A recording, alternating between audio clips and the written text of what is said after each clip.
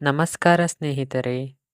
Bank ಗ್ರಾಹಕರಿಗೆ ಇದೀಗ ಒಂದು ಅತ್ಯಂತ ಪ್ರಮುಖ ಸುದ್ದಿಯೊಂದಿದೆ. ಬರುವ ಏಪ್ರಿಲ್ 1ನೇ ತಾರೀಕಿನಿಂದ UPI ಮೂಲಕ ATMನಲ್ಲಿ ಹಣ ಪಡೆಯುವುದು ಇನ್ನು ಮುಂದೆ ಸಂಪೂರ್ಣ ಉಚಿತವಾಗಿ ಇರುವುದಿಲ್ಲ.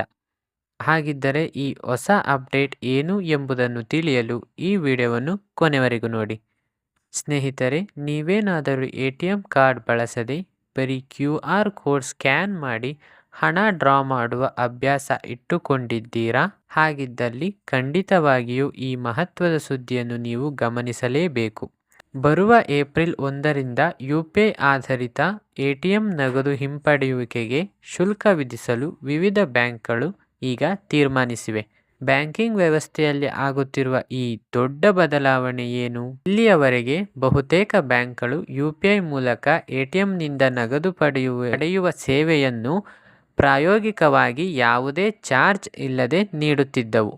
ಆದರೆ ಈಗ ಜಾರಿಗೆ ಬರುತ್ತಿರುವ ಹೊಸ ರೂಲ್ಸ್ ಪ್ರಕಾರ ಸಾಮಾನ್ಯ ಡೆಬಿಟ್ ಕಾರ್ಡ್ಗಳಂತೆಯೇ UPI ವಿತ್ಡ್ರಾಗಳಿಗೂ ಸಹ ನಿರ್ದಿಷ್ಟ ಉಚಿತ ಮಿತಿಯನ್ನು ನಿಗದಿಪಡಿಸಲಾಗುತ್ತದೆ. ಒಮ್ಮೆ ಈ ಉಚಿತ ಮಿತಿ ಮುಗಿದ ನಂತರ ನೀವು ಮಾಡುವ ಪ್ರತಿಯೊಂದು ಹಣಕಾಸಿನ ವಹಿವಾಟಿಗೂ ಬ್ಯಾಂಕ್ಗಳು ಸೇವಾ ಶುಲ್ಕವನ್ನು ವಿಧಿಸುತ್ತವೆ.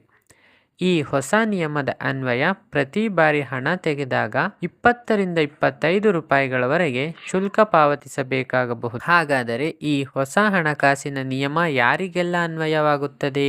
ನೀವು ಗೂಗಲ್ ಪೇ, ಫೋನ್ಪೇ, ಪೇಟಿಎಂ ಅಥವಾ ಯಾವುದೇ ಬ್ಯಾಂಕ್ ಆ್ಯಪ್ ಬಳಸಿ ATMನಲ್ಲಿ ಹಣ ಪಡೆಯುವ ಗ್ರಾಹಕರಾಗಿದ್ದರೆ ಈ ರೂಲ್ಸ್ ನಿಮಗೆ ಅನ್ವಯಿಸುತ್ತವೆ. ಆರಂಭದಲ್ಲಿ ಡಿಜಿಟಲ್ ಪೇಮೆಂಟ್ಗಳನ್ನು ಪ್ರೋತ್ಸಾಹಿಸುವ ಉದ್ದೇಶದಿಂದ ಈ ಸೇವೆಯನ್ನು ಉಚಿತವಾಗಿ ನೀಡಲಾಗಿತ್ತು. ಆದರೆ ಪ್ರಸ್ತುತ ATM ನಿರ್ವಹಣಾ ವೆಚ್ಚಗಳು ಹೆಚ್ಚಾಗುತ್ತಿರುವ ಹಿನ್ನೆಲೆಯಲ್ಲಿ ಈ ಶುಲ್ಕವನ್ನು ಜಾರಿಗೆ ತರಲಾಗಿದೆ.